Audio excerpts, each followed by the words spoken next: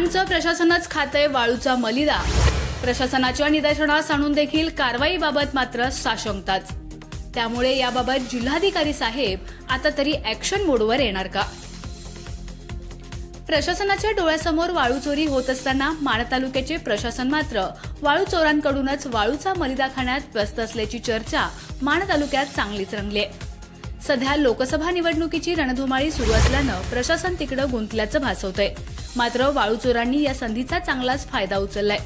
दिवड येथील कळवळ तलावातील वाळूची राजरोसपणे चोरी होते। या प्रकाराचे व्हिडिओसह पुरावे सादर करून सुद्धा प्रशासनाने मात्र कोणतीही कारवाई केलीच नाही। त्यामुळे प्रशासन वाळू चोरांची पाठराखण करत असल्याबाबत शंका लोकांमध्ये आहे। लोकसभा निवडणुकीचे कारण पुढे करत प्रशासन याकडे उघड कानाडोळा करत असल्यानं प्रशासनाला वाळू चोर किती मलिदा पुरवत आहेत, वाळू चोरीचे सगळे पुरावे समोर असताना प्रशासन कारवाई का करत नाही, याबाबत जिल्हाधिकारी यांचं लक्ष का नाही? जिल्हाधिकाऱ्यांनाही वाळू चोरांकडील मलिदाची चव आवडली आहे का, असा सवाल जनमानसातून उपस्थित होतोय।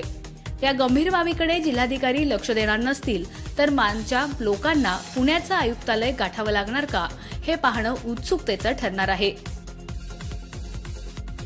खबर गावाकडची, प्रतिनिधी एकनाथ वाघमोडे, दहिवडी।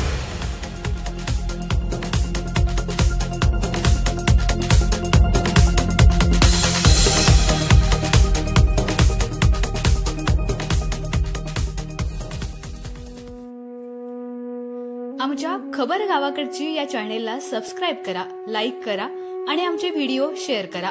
धन्यवाद।